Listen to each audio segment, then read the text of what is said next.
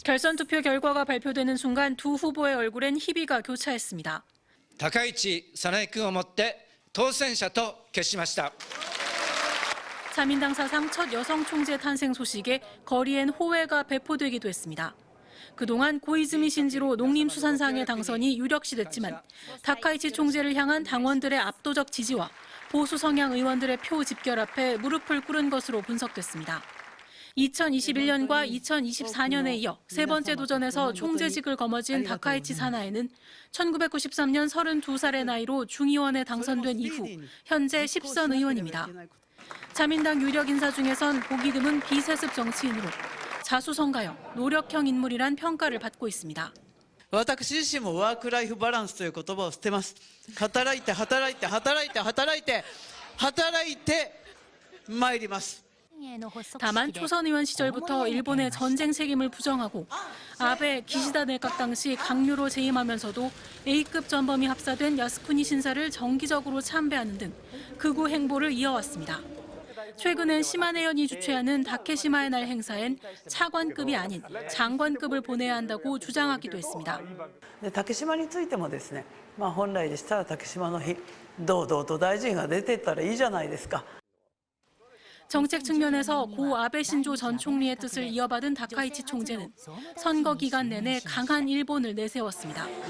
이에 따라 자위대를 헌법에 명기하고 방위 관련 연구개발비와 무기 조달 비용을 증액하겠다고 강조하기도 했습니다. 오는 15일 국회 총리 지명선거에서 승리할 경우 다카이치 총재는 일본 역사상 첫 여성 총리 자리에 오르게 됩니다.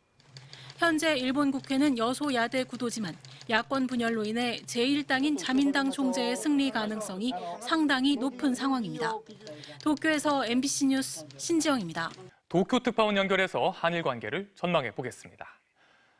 신지영 특파원, 예상대로 다카이치 총재가 총리로 선출되면 한일 관계에 암초로 작용할 수 있지 않을까요? 네, 그렇습니다. 당장 야스쿠니 신사 참배 가능성을 예로 들 수 있을 것 같습니다. 다카이치 사나이 총재는 정기적으로 야스쿠니 참배를 강행해온 전적이 있기 때문인데요. 다만 조금 전 당선 기자회견에선 야스쿠니 참배에 대해 적시적절하게 판단하겠다고 밝혀 유보적인 입장을 보였습니다. 만약 총리로서 올해 야스쿠니 신사를 참배하게 된다면 아베 신조 전 총리 이후 12년 만이 됩니다. 그 외 독도 문제, 또 위안부와 징용 문제에 관해서도 강경한 입장과 발언을 고수해온 이상 과거사 문제에 첨예한 갈등이 발생할 가능성을 배제하기는 어려운 상황입니다. 그런데 일본도 지금 상황이 그렇게 녹록지 않단 말이죠. 안보 문제나 미국과의 관계 등을 생각하면 섣불리 한일 관계를 흔들 수 있을까요? 네, 그렇습니다. 다카이치 총재 본인도 지금부터가 진짜 큰일이라고 말했듯이 새 총재의 앞길이 만만치는 않습니다. 일단 소수 여당인 이상 정국 운영을 위해선 야당과의 협력을 확대해야 하는 형편입니다. 또 이시바 내각이 트럼프 미국 정부의 상호 관세 문제에 일단락을 지었다곤 하지만 5,500억 달러 규모의 대미 투자는 고스란히 차기 내각의 몫으로 남아 있습니다. 다카이치 본인도 한국과 협력하며 대응하는 것이 매우 중요하다고 언급한 만큼 섣불리 양국 관계를 흔들 만한 언행을 하기는 어려울 거란 관측도 나옵니다. 이와 관련해 외교부 당국자는 한일 양국은 격변하는 지정학적 환경과 무역 질서 속에서 유사한 입장을 가진 이웃이라며 앞으로도 미래지향적 관계 발전을 위해 양국이 함께 노력해 나가기를 기대한다고 강조했습니다. 지금까지 도쿄에서 전해드렸습니다. 일본 자민당이 자위대의 존재 근거를 명문화하는 개헌 방침을 굳혔습니다. 2차 대전에서 패망한 일본은 평화헌법 구조에 전쟁과 무력 행사를 포기하며 육해 공군 등 전력을 보유하지 않고 국가 교전권도 인정하지 않는다고 명시해왔습니다. 어제 열린 자민당 헌법개정실현본부에선 이런 조항을 그대로 둔 채 자위대를 유지한다는 조문을 신설하기로 했습니다. 헌법에 자위대가 명기되면 평화헌법 구조 자체가 사실상 무력화되는 효과가 있어 일본 내에선 논란이 끊이지 않았습니다. 임기가 20여일 남은 기시다 총리는 새 총리에게 이 과업을 넘기겠다고 밝혔습니다. ぜひこれから選ばれる新しい総裁にもしっかり引き継いでもらえるよう私自身しっかりとそれを申し送りをし 유력 총리 후보들은 앞다퉈 개헌안을 지지하며 국민 투표를 서두르자고 맞장구까지 쳤습니다.